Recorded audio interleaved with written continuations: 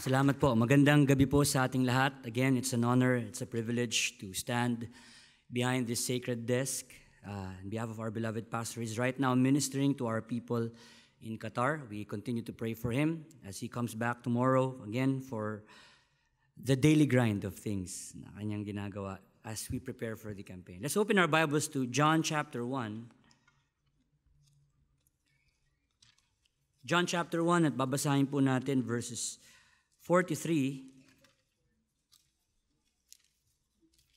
And then, babalikan po natin yung ating binasa na scripture reading in Jeremiah 17. We will read verse 9 and 10. In John chapter 1, verses 43 to 48. The day following, Jesus would go forth into Galilee and findeth Philip, and saith unto him, Follow me. Now Philip was of Bethsaida, the city of Andrew and Peter.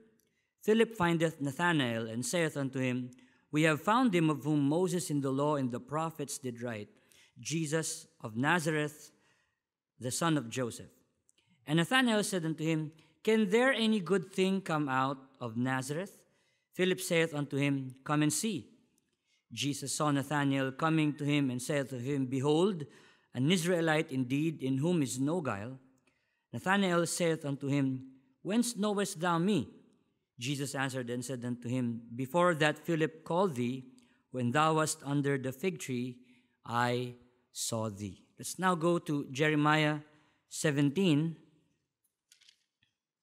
We shall be reading verse 9 and 10. Sabi po dito, the heart is deceitful above all things and desperately wicked. Who can know it? I, the Lord, search the heart. I try the reins, even to give every man according to his ways and according to the fruit of his doings. Tayo po yung manalangin. Our Heavenly Father, we ask for wisdom, for knowledge, for understanding. As we listen to your word this evening, we pray that the Holy Spirit would just move in the hearts and minds of everyone tonight with your word. We do remember our beloved pastor. Continue to strengthen him, guide him, O Lord, as he ministers with your people in Qatar. Continue, Lord, to guide him, O Lord, and bless the people as well there. We love you, we praise you. Bless this preaching, dear Father, this message that you have given to the heart of your servant. Hide me behind your cross, and may no other person be highly lifted up but you and you alone. In Jesus' name, amen. Please be seated. Salamat po.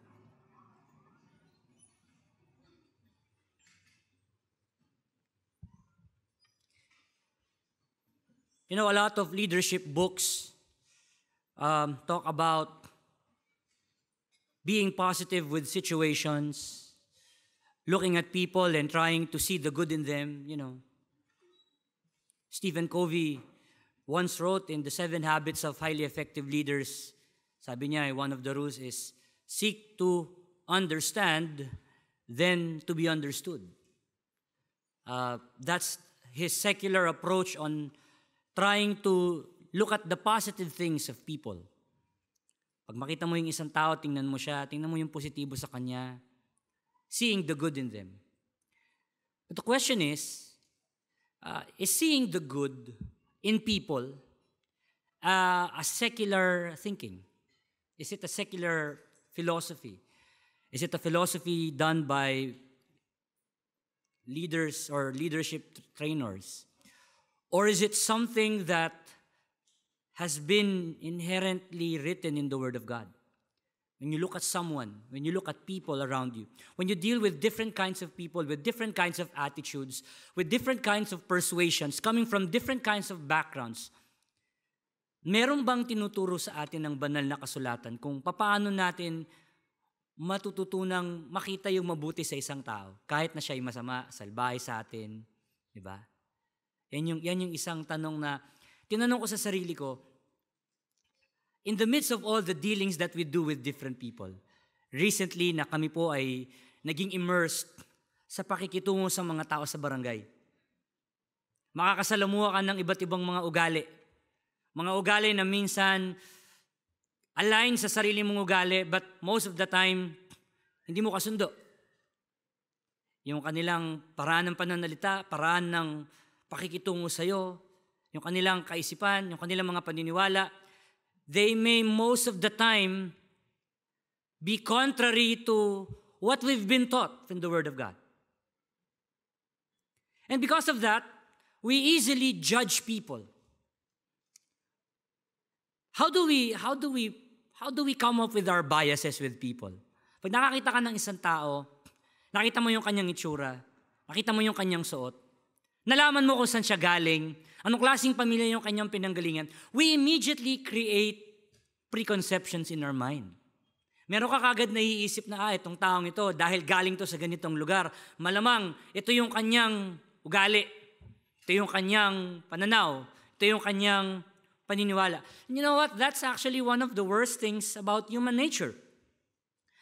I would say one of the worst things about human nature is that we focus on the worst things about human nature. Sometimes we dwell on the negative things about people. Call it paradox, call it irony, call it contradiction, but that's exactly what has become of our generation. Bullying, body shaming, meme making.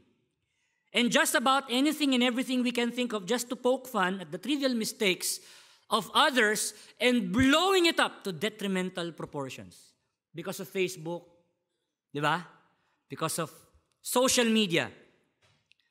Nauso yung mga, tara, pasikatin natin to. Di ba? Napaka-limited ng ating nalalaman sa isang tao. May makikita tayong pinost na picture. We don't even verify kung fake or fact. Share kagad natin. Magpo-post kagad tayo ng comment. Pagbaba natin sa isang lugar, pagsalubong natin sa isang tao na galing sa isang klase ng community, meron kagad tayong masasabi tungkol sa kanila. Agad-agad, napangungunahan tayo ng mga pag-aakala natin. We set expectations to people. Ilang taon na tong taong ito? 30, 40, dapat ganito siya. Dapat ganyan siya. At pag yung taong yan, hindi niya naabot yung expectation na yan, parang ang baba ng tingin natin sa kanila. We are quick to the draw when judging people. Not one moment pausing to seek to understand why they did what they did. Agad-agad, inaaway natin, agad-agad, sinuhusga natin. Kasi meron tayong tendency na pag tayo inapi, pag tayo inaway, pag tayo ginulo, pag tayo minaltrato, gaganti tayo. Di ba? Hindi niyo ba napapansin ang mga titulo ng mga pelikulang Pilipino? Lintik lang ang walang ganti. Babangon ako at dudurugin kita. Puro paghihiganti eh. Hindi ba yan ang storyline ng karamihan ng mga telenovela? Anak ng katulong na nakapangasawa, nung anak ng may-ari, tapos inapi-api nung senyorita na matapobre, tapos pinahirapan, pinalayas, nasasabihin nung anak, hindi nyo naiintindihan ng batas ng api. O yun, may mga ganyang linya sila eh. So, dadakot ng buhangin, tapos gaganyan na sasabihin, unti-unting mararating ang kalangitan at bituin. Di ba? May mga ganong kanta pa eh. Mag-aaral, magiging matalino, magtatapos, maganda trabaho. Tapos yung trabaho na pasukan niya, yung boss, yung anak nung amo niya, dati niyang amo. Small world. Laging ganun. Tapos magkakagustuhan, ipaglalaban siya nung boyfriend niya na mahal ko siya, mama. Tapos mangyayari, magkakatuloy, magkakaasawa sila. Tapos sa kanya mapupunta yung negosyo, tapos gaganti na siya. At gustong-gusto ng mga Pilipino yan. Gustong-gusto natin yan. Bakit? Kasi underdog culture tayo eh. Api, maliit, kayumanggi, kawawa. Kaya gusto natin yung bumabawi tayo. Gusto natin yung lumalaban tayo. Gusto natin yung nagre-retaliate tayo. We're quick to that. We don't want to be stepped on. We don't want to be egged on. So we fight back. Without actually seeking to understand other people. Without actually trying to ask, bakit itong taong ito, gayon na lamang ang galit niya sa akin? Bakit ganitong taong ito? Bakit ganito yung kanyang pananaw sa buhay? Bakit galit na galit siya? Bakit siya parang pinagsakluban ng langit at lupa? And whether you're willing to admit it or not, karamihan sa atin ganun. Hindi natin naaminin yan. Pero meron tayong human fleshly nature na gusto mong gumanti. At ang iniisip mo, yung kapakanan mo, yung sarili mo. Ba't ako magsusorry? Ba't ako magpapakababa sa kanya? May naman akong ginagawang mali ah. Lagi natin ginagamit na katuwiran yan eh. Wala akong ginagawang masama. Akala mo lang wala. Pero, meron. Now, the question is there a way out of this bitterness breeding trend? Is it possible for us to look at someone who hates us, who despises us, who is contrary to our way of life, and instead of focusing on the negative, we can see the good in them? That is the title of my message tonight. Seeing the good. Seeing the good in people.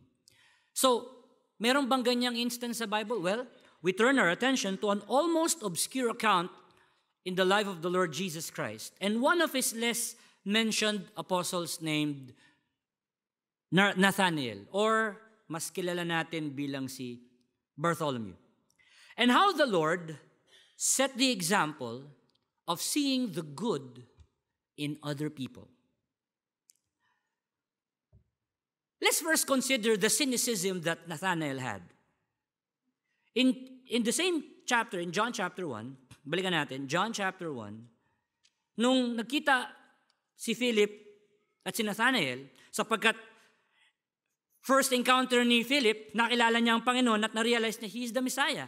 So, he was a fisherman, but he was from the city of fishermen in Bethsaida. So nakita niya si Nathanael. In verse 45, sabi niya, we have found him of whom Moses in the law and the prophets did write, Jesus of Nazareth, the son of Joseph. And what was Nathanael's cynical reaction? Can there any good thing come out of Nazareth? O, di ba? Nathanael's cynicism was based on his limited understanding and predisposition to assume that nothing good ever comes out of Nazareth. Para bang, nako, taga-Pasay? Nako, mga ano yan? Mga, di ba? Mga ano yan? Mga pasaway ang mga yan. Nako, taga-Tondo? Mga basagulero yung mga yan. Di ba mayroon tayong ganun na pag sinabi, taga-san ka? Taga ano kami? Taga Bicol. Nako, mayabang. Di ba? Meron agad ganun. Taga-san ka? Ilonggo ako, Ilonggo. No, malambing magsalita, pero pag galit na, masakal na kita sa liig mo ba? Ganyan eh. Di ba? Ikaw, taga-san ka? Taga Cebu ako. Pero ang totoo niyan, nagpunta ako sa Tacloban. Pero ang mga kamag-anak ko, mga taga Cebu. Sa pagkakaalam ko kasi, di ba? May future ba ako sa Tacloban? Kaya lang, nag-full time ako dito para tulungan yung mga taga Bacood sa kanilang pagbabarangay ba. Meron kagad tayong mga nabubuong conception eh.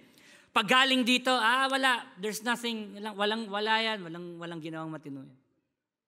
Meron kagad ganon na mentality si Nathanael. He was immediately cynical. Galing sa Nazareth, nako, walang ginawang matino, walang gagawing matino yan. In fact, he wasn't the only person who felt doubtful of the Lord's person as the promised Messiah. In John chapter 7, let's look at that. John chapter 7, verses 38 to 41. We find here, sinabi ng Panginoon, he that believeth on me, as the scripture hath said, out of his belly shall flow rivers of living water. Verse 39, but this he spake of the Spirit, which they that believe on him should receive, for the Holy Ghost was not yet given, because that Jesus was not yet glorified. What was the reaction of the people? Verse 40, many of the people, therefore, when they heard this saying, said, of a truth, this is the prophet. Others said, this is the Christ. But some said, Shall Christ come out of Galilee? Di ba, si Kristo ang sabi, Bethlehem. Bakit nandito yan sa Galilee? Anong ginagawa niyan dito? So meron ka kagad meron kagad silang predisposition. We judge people based on geography. We judge people based on culture. We judge people based on language. We judge people based on social orientation. But let me tell you this. All of that has nothing to do with the wickedness of man's heart. It doesn't matter kung saan ka galing. Kahit galing ka pa sa matinong pamilya, wicked ang puso ng tao. I don't care if you were bred in a Class A family. Man's heart is wicked. I don't care if you studied in the best schools, kahit na ano pang private school yan, kahit sa universidad ka pa, you're breeding, I remember Preacher Tommy mentioning this, you're breeding, you're bearing, ano yung isa pa? Your birth has nothing to do with your wickedness.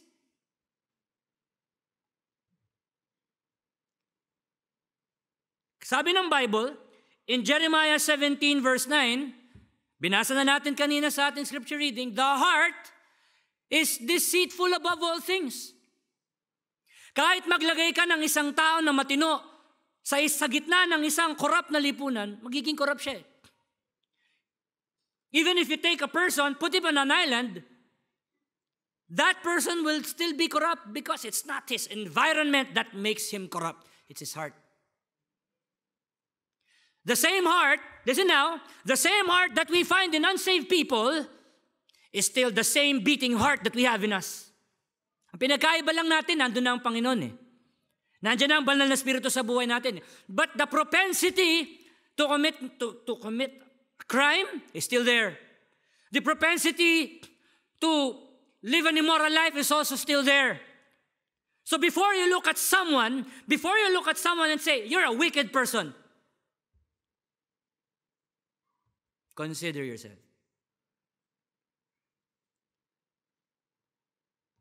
Jeremiah 6:5. Wala pang mga beer house, wala pang mga nightclub, wala pang mga pornographic material, wala pang mga lewd na mga pelikula. Pero ano ang sabi sa Genesis 6:5? And God saw that the wickedness of man was great in the earth, and that every imagination of the thoughts of his heart was only evil continually. Di ba kayo nagtataka? Pag pumunta kayo sa isang lugar, especially for example, nagpunta ka sa isang mahigpit na lugar. I remember, pumunta ako sa Dubai, napaka-law abiding mo Nagsi-seatbelt ka, hindi ka nagbibit the red light, kasi mahigpit dun Alam mo, ganun din yung mga Arabo dun Kahit pumunta ka sa Korea, for example, sa Korea, mahigpit din sila sa traffic rules. Pero pag nandito na sa Pilipinas yung mga Koreano, violator din Wala rin sa lugar. Puso pa din.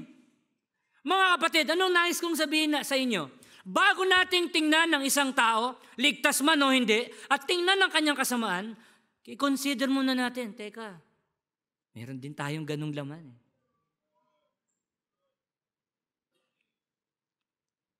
Matthew 15:19-20. Bakit? For out of the heart proceed what? Evil thoughts, murders, adulteries, fornications, thefts, false witness, blasphemies. Naku, yung mga taga-kahilom. Naku, yung mga taga-kalahi. Yan. Naku, yung mga taga-old panaderos. Madalas, nabubuo natin kagad yung mga konsepto at iniisip natin, ganun na sila. Hindi na sila magbabago. Mga kapatid, kahit naman gaano kasama ang puso ng tao, kaya pa rin baguhin ng Panginoon. Naligtas ka nga Nandito ka nga Amen? That was the cynicism that Nathanael had. Una niyang tingin kagad sa Panginoon. Taga Nazaret yan Anong katinoan yan? Anong magagawa niyan?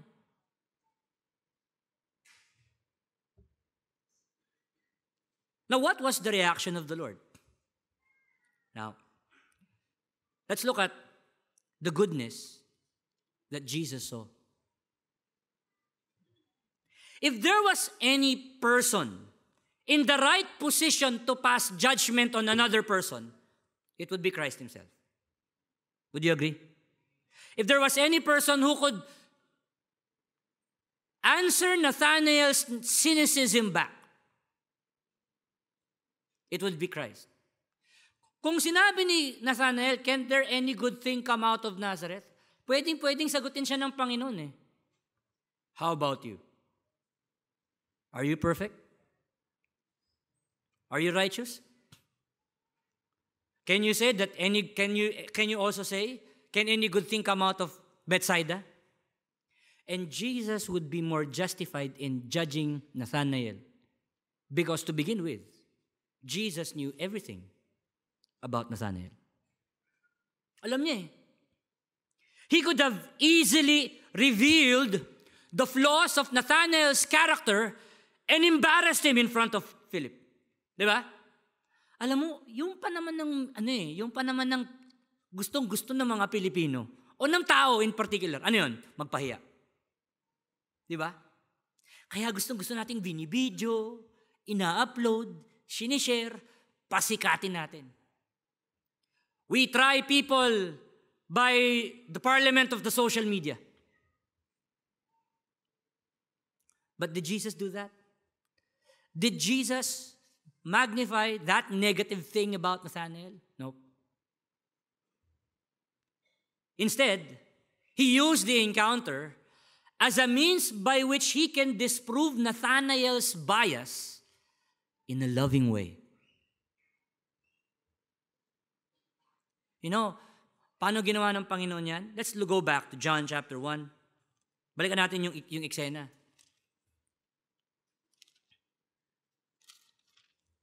Sabi ni Nathanael, and I want you to carefully read the language of Nathanael. Sabi ni Nathanael, "Can there any good thing come out of Nazareth?" Ang sagot ng Panginoon, "Behold, an Israelite indeed, in whom is no guile." Now, that statement of the Lord is actually two-pronged. Mind you, the name Bartholomew means the son of Talmai. Talmai was a Jewish royalty.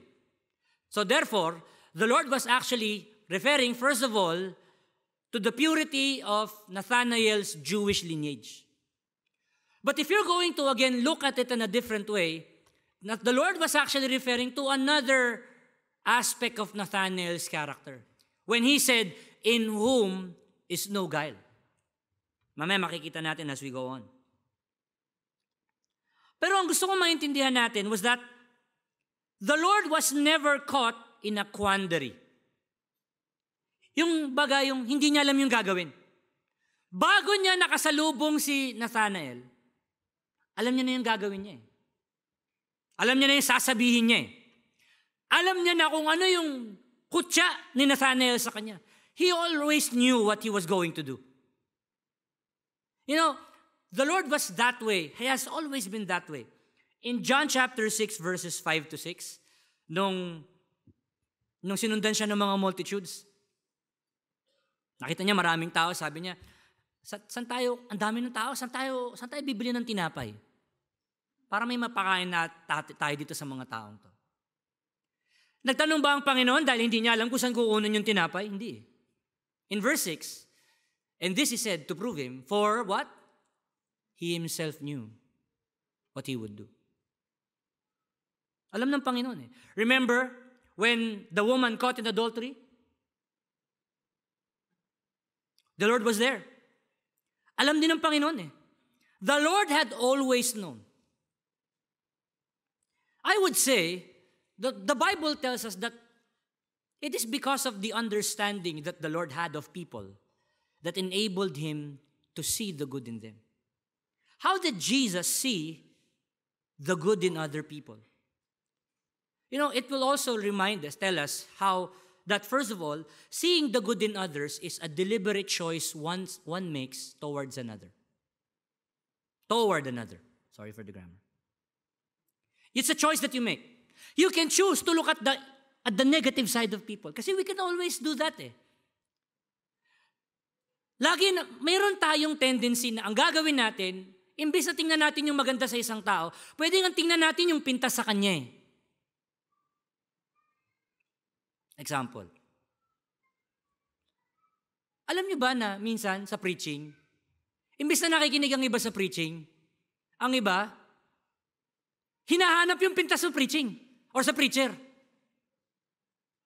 Naku, yung pastor, masyado malalim magsalita. Ang hilig maggaganyan. Ang hilig sa hand gesture. Diba? Naku, minsan may iba pa eh. Ang ginagawa nila, tinatarasan nila kung ilang ginaganon pa talaga nila eh. At saka meron pa yung di ba, yung, for example, yung, halimbawa, meron siyang tinatawag na gap word. A gap word is what you use in between sentences when you're trying to think of the next word. For example, bale. Meron nagtataras din ng ganun. Nako, si preacher ganito, nakalabing 5 bale. Marami na siyang utang, kasi puro siya bale. Imbes na makinig sa preaching, ang hinanap yung pintas eh. Sa totoo lang, wala namang tao na walang pintas. Tingnan mo yung katabi mo. Tanungin mo yung katabi mo, may kapintas-pintas ba sa akin?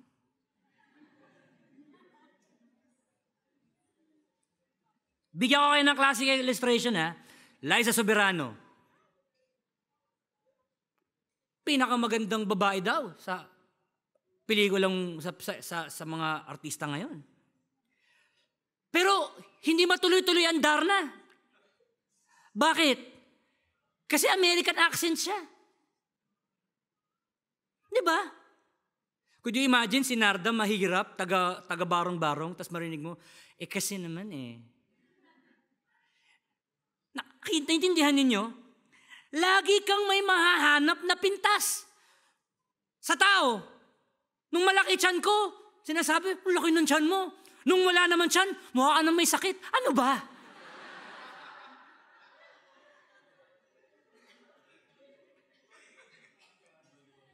Saan pa ako lalagay?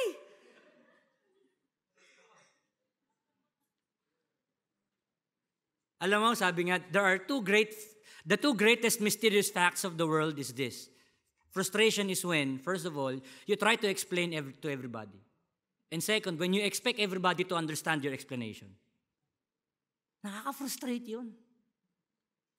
So, seeing the good in others is a deliberate choice one makes toward another. It's a choice. The Lord chose to see the good in Nathanael. You know what else? Seeing the good in others mean turning their weaknesses into their strengths. Balikan natin yung language ni Nathanael. Ang sabi ni Nathanael, can there any good thing come out of Nazareth? You know, the Lord, instead of seeing that statement as disrespectful, impolite, the Lord actually said, you are a person that has no pretensions. Yun yung ibig sabihin ng in whom is no guile. Straightforward ka magsalita. You say it as it is. Walang paligoy-ligoy. The Lord turned the weakness of Nathanael into a strength.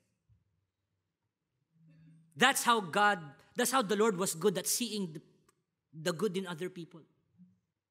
Ito si Nathanael. Isang purong Hudyo na tapat sa kanyang salita. Sasabihin niya, prangka siya. In whom is no guile. Ganda, no?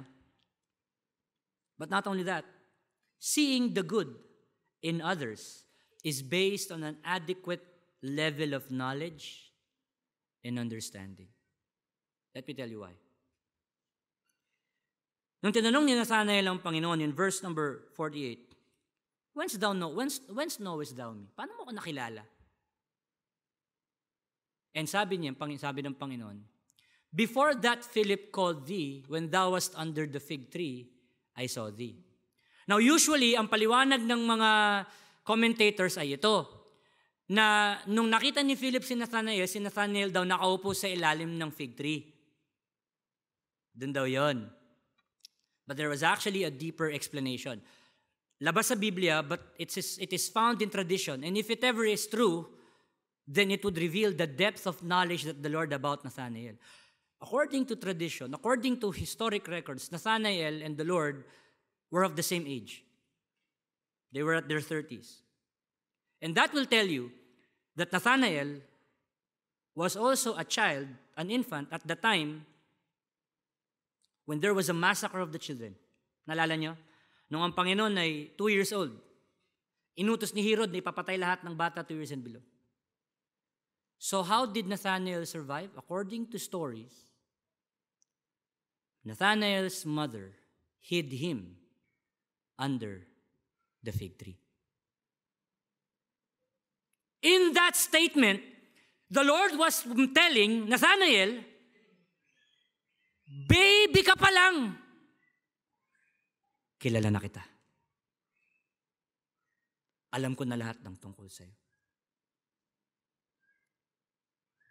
That's how the Lord saw the good in Nathanael, because He knew him in and out. Listen mga kapatid, people might not understand you for who you are, but the Lord does. He knows your strengths, He knows your weaknesses, He knows your frailties. Wala kang itatago sa Panginoon. Wala kang dapat itago. I always remember my father's story about the two siblings na pumunta sa bahay ng kanilang lolo at yung kanyang lolo ay may alagang pato. Hindi ko alam kung ba't pato eh. Bigyan natin ng pangalan yung magkapatid. Kisel tsaka Tim. Ayan. So naglalaro si Tim. Tirador. Tuwan-tuwa siya eh. Natamaan niya yung pato. Yung si Kisel, sumbongera yun eh. May hugot. Ala, Tim, napatay mo yung paboritong pato ni Lolo. Ate, wag mo akong susumbong kay Lolo. Wag. Hindi kita susumbong. Basta. Ayun na, simula na ng blackmailan. So, nung umaga, sabi ng Lolo, mga apo, matutulog muna ako kasi mamayang gabi, may ano kami, mag-uusap-usap kami ng mga amigo ko sa Snapchat eh. Lolo, may Snapchat? Ang galing, no? May uusap kami ng mga amigo ko sa Snapchat. Kisel, ikaw muna maghugas ng pinggan ha. Timmy, ikaw magpakain ng mga baboy. Nasa probinsya sila eh. Pagkakit ng Lolo, sabi ni Kisel, Tim, naalala mo yung pato? Ikaw maingay, huwag mo sasabihin. Hindi ko sasabihin. Basta yung pinapagawa ni Lolo, gagawin mo rin. So, anong ginawa ni Tim? Siya na yung nagpakain ng baboy, siya pa nagugas ng pinagkainan. Kinabukasan, namalengke yung Lolo, nagbilin. Kisel, ikaw ang pumitas ng mga, ng mga puno, yung mga bunga ng mangga, ha? Ikaw naman, Tim, ikaw ang magwalis dun sa bakuran. Pagalis ng Lolo, sabi na naman ni Kisel, Timmy, naalala mo yung pato? Sasabihin niyo po, hindi ko sasabihin yan. Basta ikaw ang gumawa ng pinagagawa ni Lolo. Pagbalik ng Lolo, sabi niya, matutulog ako, siesta ako. Timmy, ikaw ang kumuha ng mga panggato. Magluluto tayo ng tinolang manok. Buti na nga, hindi tinolang pato eh. Alam na kung saan na nilulutuin. Tinolang manok. Kisel, ikaw naman nang magwalis dun sa bahay. Pag-akit ng Lolo, sabi na naman ni Kisel, Timmy, naalala mo yung hindi na kailangan sabihin, takot. Hanggang sa si Timmy ay hindi makatulog, balisang-balisa, tigyawat na tinubuan ng muka. So, talagang wala na eh. Nilamon na siya ng guilt. Kaya nung kinagabihan, pununta niya na yung Lolo niya, Lolo, may sasabihin po ako, may aaminin po ako. Ano yun? Kasi po, nung isang araw, naglalaro po kami ni ate. Hawa ko po yung tirador eh. Hindi ko po sinasadya. Natamaan ko po yung pato. Napatay ko po yung pato. Sorry po. Ang sabi ng lolo, "Iho, nandun ako sa bintana. Nakita ko, nung napatay mo yung pato, alam kong hindi mo sinasadya. Bakit mo hinintay? Nalamunin ka nung guilt, nung kasalanan mo, bago ka umamin sa akin. Wala ka namang dapat itago sa akin." Sa madaling sabi, nakawala sa guilt yung bata. At nakawala rin siya sa pangbablackmail ng kapatid niya. We have nothing to hide from God. The Lord knows your heart. The Lord knows everything that we have ever done. The Lord knows who we are. And He loves us anyway. Because of the Lord's response, what was the conclusion that Nathanael made? Ano yung napagtanto ni Nathanael? The Lord's response to Nathanael's cynicism turned him into a believer and a follower of the Messiah. You know, the Lord usually employs eventful occurrences in our lives to reveal Himself, and we in turn eventually figure it out ourselves at the right time. Hindi naman ang Panginoon ganito siya eh. Hindi niya sasabihin basta-basta agad eh. Minsan gagamit siya ng mga kaganapan sa buhay mo para ipakita niya yung kadakilaan ng kanyang kapangyarihan, para ipakilala niya yung sarili niya sa'yo. The Lord will use those situations so that what happened will reveal Himself and it will make an indelible mark in your life. For example, nung pinakain ng Panginoon yung multitude doon sa John chapter 6, pinakita niya na yung 5 tinapay at yung 2 tilapia, dumami, sobra-sobra pa. By the way, tilapia ang isda sa Israel. Hindi po yung tilapia dito sa Pilipinas. Yung tilapia doon, masarap, matataba. Nung nakita ng mga apostles yung ginawa ng Panginoon, when they heard the Lord preach, and the Lord usually employs object lessons. Kagaya nun, ginamit niya yung 5 tinapay, yung 2 isda, to drive the point that He was what? The bread of life. After teaching that, after showing the sign, after rebuking the people, because not everyone in the multitude in John chapter 6 followed Him because of His teachings. Sabi ng Bible, they were following Him because of what He was doing, the signs, but they did not believe Him. Many of them went away. And then the Lord asked Peter, "Will you also go away?" At anong sabi sa John chapter 6, verse 68 to 69? "Lord, to whom shall we go? Thou hast the words of life, and we believe and are sure that Thou art the Christ, the Son of the living God." Ginamit ng Panginoon yung isang eventful occurrence to drive the point to Peter that he is the Son of God. In John chapter 20, verse 28 to 29, si Thomas,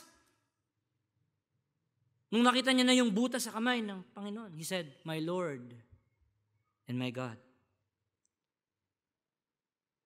In Matthew 14, 25 to 33, ito na ang Panginoon, kadugtong ito nung feeding ng 5,000 eh. Umakit ang Panginoon sa bundok, nagpray, pinabayaan niya yung kanyang yung mga disciples na nagdamangka. And then the Lord began to walk on the sea.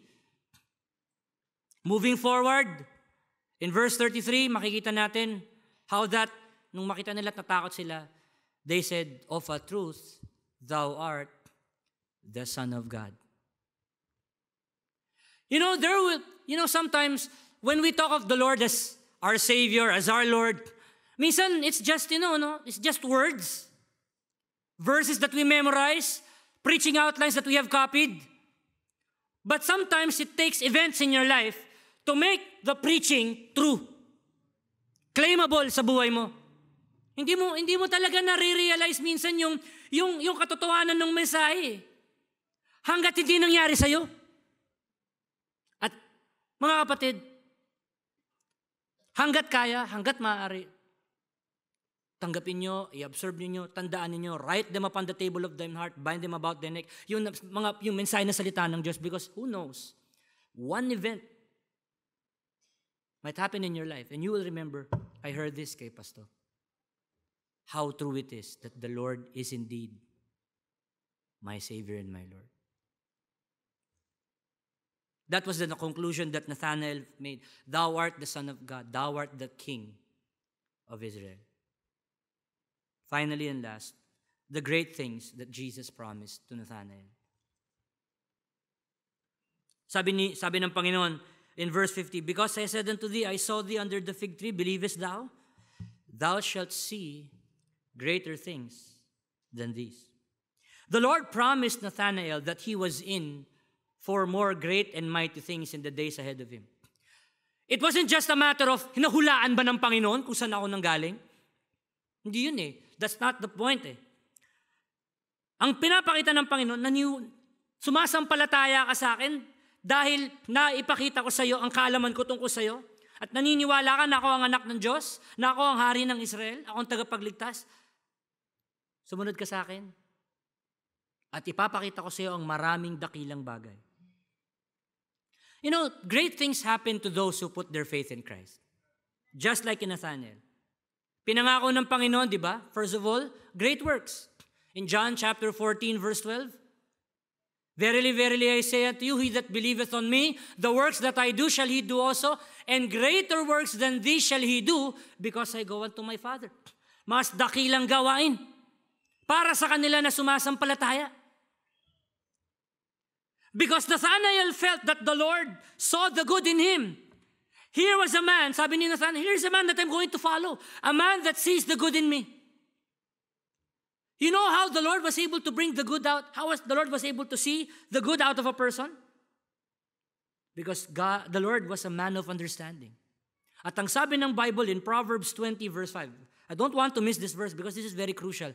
In Proverbs 20 verse 5, ang sabi dyan, counsel in the heart of man is like deep waters, and the man of understanding will draw it out. This verse is actually translated in one word. Educate. Akala kasi natin, pag sinabing educate, we put information in the mind of a student. We write down a fact, we make them copy, we make them memorize. We think that's educating. Until ironically, an atheist classmate of mine told me that, alam mo ba that the word educate is ironic pag sinabi mo na when you educate, you put something into the mind of a student na pinapamemorize, nagpapaalala, remind, memorize, remember. Kasi the word educate comes from the Latin word educere, meaning to draw out. Hugutin mula sa kaloob-looban ng taong yun. Yung isang magandang bagay na kapag natutunan niya itong fact na binibigay mo sa kanya, that goodness will respond. That verse means the plan of God in the heart of man is like deep water.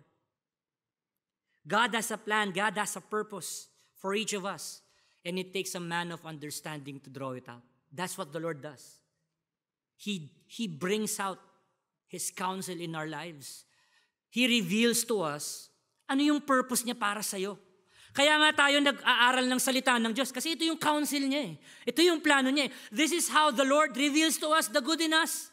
And that goodness is not inherent in us. That goodness is because of His working in us. Sabi ng Bible, for it is God which worketh in you both to will and to do according to His good pleasure. Kung wala si Kristo, wala rin mabuting matinong gagawin si Nathanael. It was only when Christ came into the life of Nathanael that became the turning point in his life, and he began to do something good out of his life. Great works. But not only that, alam mo, kasama din sa great works, great sufferings.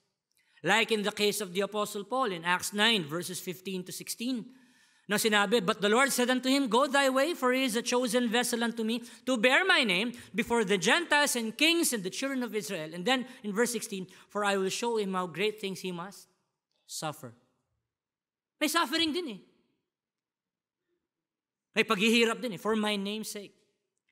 But in doing the great works and in going through the great sufferings, meron din namang great blessings.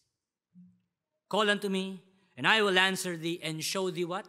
Great and mighty things which thou knowest not. You see the impact that the Lord made in the life of a person just by him seeing the good in him. Imagine that the kind of change and impact that we can also make if we will learn what Christ did for others by seeing the good in people. Before we jump to conclusions, which is actually the conclusion,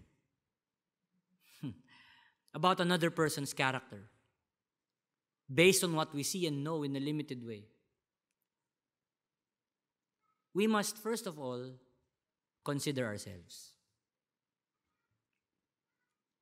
Sabi sa Galatians 6:1, Brethren, if a man be overtaken in a fault, you which are spiritual, restore such an one in the spirit of meekness, what? Considering thyself, lest thou also be tempted. Mas magkakaroon ka ng pangunawa sa isang tao pag nakikita mo rin yung sarili mo. You know, sometimes the Lord allows us to fall in our lives so that when we see other people fall the same way we fell, we would understand how to lift them up. Bumagsak ka rin eh. Alam mo yung pakiramdam na nandun ka sa baba, gusto mo inaangat ka. Nagiging effective kang encourager kapag dumaan ka rin sa ganong pagkakataon. So wag mong kamumuhian yung adversity ng buhay mo. Kasi hindi mo alam kung paanong gagamitin ng Panginoon yan later on in your life so that you can be a blessing to someone else who will be going through that. Masasabi mo na lang, been there, done that, know the feeling. Consider thyself. And then also, take heed. Beware. 1 Corinthians 10 verse 12. Wherefore, let him that thinketh he standeth take heed lest he fall. Alam mo kung anong isang ugali natin pag nanonood tayo ng ng balita, na may napatay, halimbawa, tatay, ni-rape ang anak, tatay, pinatay ang anak, pinatay ang asawa. Ano ang madalas na sinasabi natin pag nanonood tayo? Nako! Hindi ko magagawa yan. Uh-oh. Believe it or not, we all have criminal minds. Tama? We all have. Umamin na tayo. Meron kayong professor nung college, gusto nyo mamatay na. Sana hindi na ito pumasok. Pahirap to. Di ba? So wag mong sasabihin, naku, hindi ko hindi ko magagawa yan. Take heed, lest ye also fall. Never forget also that our knowledge and understanding is always limited. In 1 Corinthians 8:2, if any man think that he knoweth anything, he knoweth nothing yet as he ought to know. Diba? You think you know a person? You think you know him inside and out? Naku! We may not really understand. We need to go deep into that person and try to see, bakit siya ganito? Bakit siya ganyan? And then ipag-pray mo siya. You know, when you realize that your knowledge and your understanding and your wisdom is limited, the Bible tells us that God giveth such through His Word to them that ask of Him. Ano sabi sa Psalm 119 verse 130? The entrance of thy words giveth light, it giveth understanding unto the simple. Proverbs 2:6, for the Lord giveth wisdom, out of His mouth cometh knowledge and understanding. Kaya bago ako makipag-usap sa isang tao, bago mo siya husgahan, panalangin mo, Panginoon, tulungan niyo po ako maunawaan siya. Panginoon, bago ko po i-confront itong taong ito, before I see the negative in him, help me to see the good.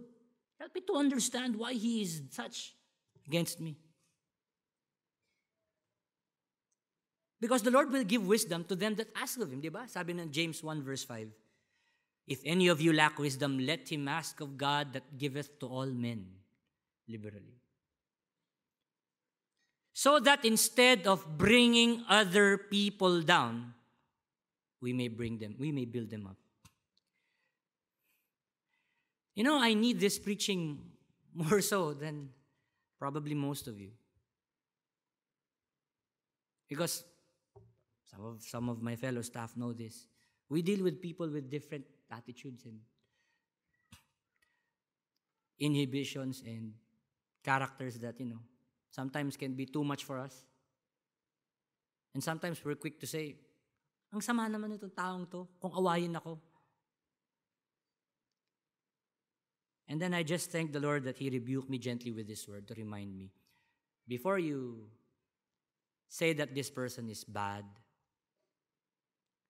try first to understand and see the good in that person. And then, seek to build that person up. Maging blessing ka. Sabi ng Romans 14 verse 19, ito yung maging goal natin. Let us therefore follow after the things which make for peace. Party list. Mama.